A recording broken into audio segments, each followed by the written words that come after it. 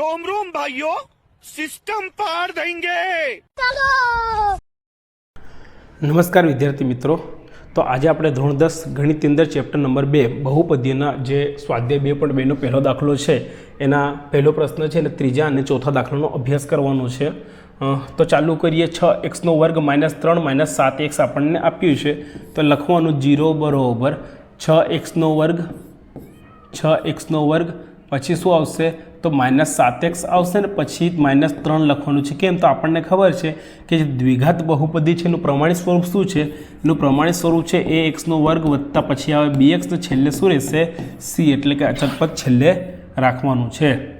ચાલો, તો હવે જો હવે ખાસ ધ્યાન રાખવાનું કે આપણે શું શીખ્યા હતા કે જે છેલ્લું પદ છે એને બે ભાગ પાડવાના, પછીનો સરવાળો કે બાદબાકી કરીએ તો મધ્યનું પદ મળવું જોઈએ. પરંતુ 3 છે, 3ના આપણે ભાગ પાડશું તો 3 એકા 3 જ થશે અને એના સરવાળા કે બાદબાકી કરવાથી આપણને -7x મળવાના નથી. તો આના માટે આ જો અહીંયા 3 આપ્યા છે, અહીંયા આગળ શું છે 6 છે, તો 6 તરી શું થાય 18 થાય. તો હવે આપણે 18ને ધ્યાનમાં લેવાનું છે. રેડી? આ 3 અને 6 કેટલા થાય 18, તો અહીંયા લખી દેવાના 18. હવે આ 18ના આપણે બે ભાગ પાડવાના છે.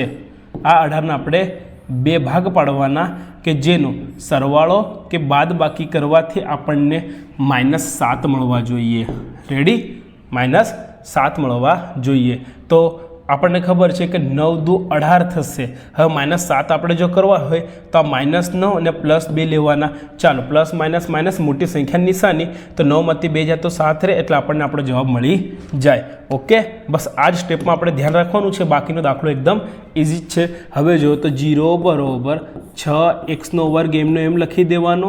પછી શું છે -9, પછી x લગાડવાનો, પછી +2 છે તો +2 ને પછી x લગાડવાનો, પછી -3 એમના એમ મૂકી દેવાના થાય છે. હવે આપણે કોમન કાઢવાનું છે. તો 0 બરોબર ચાલો 9 અને 6માં 3 દુ 6 થાય, 3 3 એટલે 3 કોમન નીકળશે અને x કોમન નીકળશે. હવે કૌંસની અંદર 3 દુ 6 એટલે અહીંયા 2 બચ્યા, 1x જતો રહ્યો, 1x બાકી છે, -3 તરીનો એટલે 3 બચે ને x જતો રહ્યો છે એટલે 2x - 3 થશે. હવે પ્લસની નિશાની બરાબર, કશું કોમન નહીં નીકળે એટલે એકડો મૂકી દેવાનો અને કૌંસની અંદર શું લખી દેવાનું 2x - 3 એમના એમ. તો 2x - 3 એમના એમ લખી દેવાના. આ બંને કૌંસ આપણને કોમન મળી ગયા. તો 0 બરોબર 2x - 3 એક જ વાર લખવાનું છે ને આ 3x એટલે કે 3x વત્તા 1 બચે છે. હવે શું કરવાનું? તો માટે 2x - 3 બરોબર 0 લઈ લેવાનું. એવી જ રીતે 3x વત્તા 1 બરોબર 0 લઈ લેવાનું. હવે xને જો સૂત્રનો કરતા આપણે બનાવીએ તો x બરોબર આ પેલી બાજુ જાય તો પ્લસ થઈ જાય અને આ કઈ આવી જાય ભાગાકારમાં. તો 3/2 આપણને એક બહુપદીનું શૂન્ય આ મળી ગયું. અલ્પવિરામ. હવે જુઓ અહીંયા xને સૂત્રનો કરતા બનાવવાનો, એક પેલી બાજુ જાય તો માઇનસ થાય અને 3 નીચે ભાગાકારમાં આવે. તો આવી રીતે બીજું પણ આપણને બહુપદીનું શૂન્ય મળી ગયું. એટલે લખી નાખવાનું આમ 3/2 અને -1/3 એ આપેલ બહુપદીના શૂન્યો છે. આપેલ બહુપદીના શૂન્યો છે. અને હવે આપણે શું કરવાનું છે? તો તેમના શૂન્ય અને સહગુણક વચ્ચેનો આપણે સંબંધ ચકાસવાનો છે. ફરીથી આપણે એકવાર આ લખી નાખવાનું. શું છે? તો 6x² -7x આવે, પછી -3 આવે, એનું પ્રમાણિત સ્વરૂપ લખવાનું છે. અહીંયા જુઓ તો હવે a બરોબર શું મળશે આપણને? અહીં a બરોબર 6 થશે, b બરોબર -7 થશે, આગળની નિશાની પણ ધ્યાનમાં રાખવાની છે, અને c બરોબર -3 થશે. તો હવે આપણે પહેલાં સરવાળો કરીએ. તો શૂન્યોનો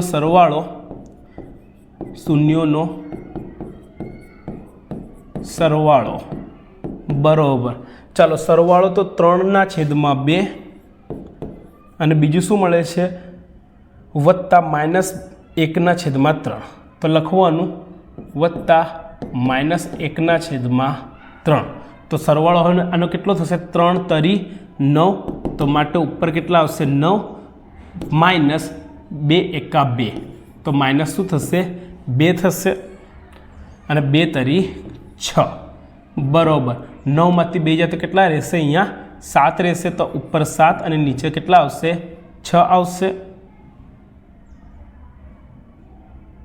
તો 7/6 આપણને શું મળે છે? શૂન્યનો સરવાળો મળે છે.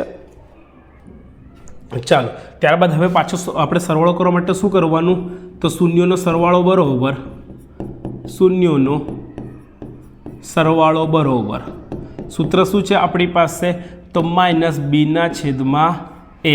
તો માટે આપણે લખી દેવાનું અહીંયા શું આવશે? માઇનસ, અને b કેટલું આપણને આપ્યું છે?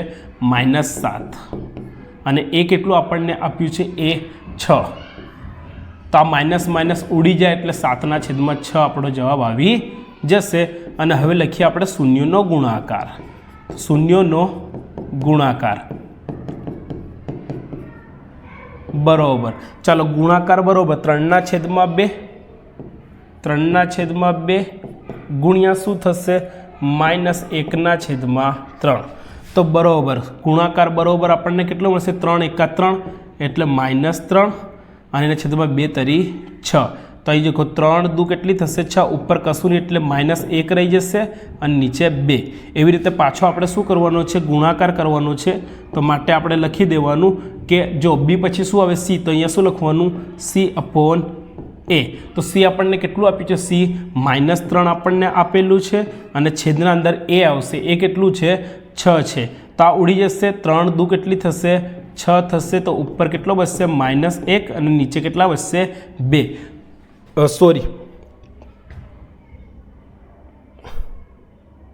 હા બરોબર છે. તો નીચે કેટલા બચશે? 2. તો -1/2 રેડી. તો વિડીયો પોઝ કરીને દાખલો લખી લો.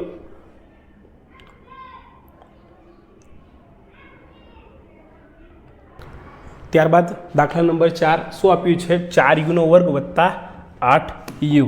તો બધાથી પહેલાં આપણે શું કરવાનું છે? તો 0 બરોબર 4u² અને +8u આપણને આપેલું છે.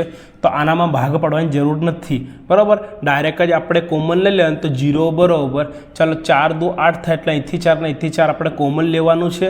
અને u 2 વાર છે, અહીંયા 1 વાર છે, તો 1 વાર u પણ કોમન આવશે. અને કૌંસની અંદર શું આવશે? તો જુઓ કૌંસની અંદર થશે અહીંયાથી 4 જતો રહ્યો, બરાબર. અહીંયાથી u બચશે 1 u, અહીંયા બચશે 1 u, અને વત્તા 4 × 2 = 8 થશે એટલે અહીંયા 2 બચશે, અને u અહીંયાથી જતો રહ્યો છે એટલે u + 2 આપણને અહીંયા જોવા મળશે. હવે માટે આપણે શું લખી શકીએ? તો 4u = 0 લઈ લેવાનું, અને u + 2 = 0 લઈ લેવાનું થાય છે. તો માટે જો આપણે અહીં u ને સૂત્રનો કરતા બનાવીએ તો 0 છેદમાં શું આવી જશે? આ 4 આવી જશે. એટલે આપણો જવાબ શું થશે? અહીંયા u = 0. તો એક બહુપદીનું શૂન્ય આપણને મળી ગયું. ને અહીંયા જો u ને સૂત્રનો કરતા બનાવીએ તો 0 - 2 થશે. એટલે અહીંયા આપણને u એટલે બીજું બહુપદીનું શૂન્ય -2 જોવા મળશે. અહીંયા ભાગ નહોતા પાડવાના એટલે દાખલો આરામથી સહેલાઈથી પતી ગયો. ચાલો તો આમ 0 અને -2 એ આપેલ બહુપદીના શૂન્યો છે. અને આપણે હવે શું કરવાનું છે? તો સંબંધ ચકાસવાનો છે શૂન્ય અને સહગુણકનો. તો પાછું એકવાર આ લખી નાખવાનું. શું આપણને આપ્યું છે? તો 4u² વત્તા કેટલા છે? 8u છે, ને વત્તા કશું નથી એટલે અહીંયા લખી નાખવાનો 0. રેડી. હવે આનામાંથી a કોણ છે? b કોણ છે? c કોણ છે? તો a આપણને મળશે 4 મળશે, b = 8 મળે છે, અને c = 0 લઈ લેવાનું છે. ચાલો હવે શું કરીશું? તો એના સરવાળો કરીએ આપણે. તો લખી દેવાનું. શું લખવાનું? તો શૂન્યોનો સરવાળો બરોબર શૂન્ય કયા મળે છે?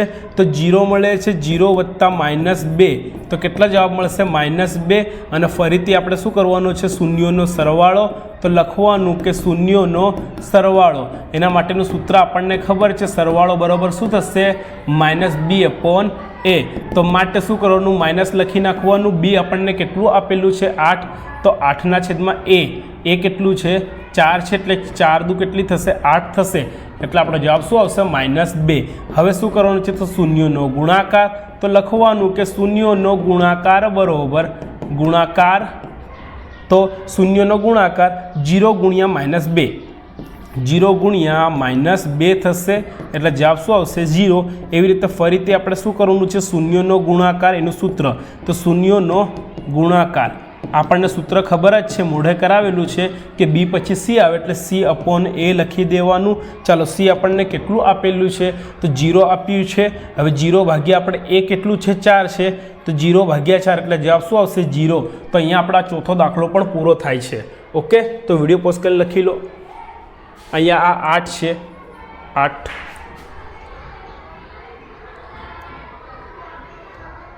ઓકે વિદ્યાર્થી મિત્રો, તો મળીશું હવે પ્રશ્ન નંબર 1ના 5મા અને 6ઠ્ઠા દાખલાની સાથે. ત્યાં સુધી ધન્યવાદ.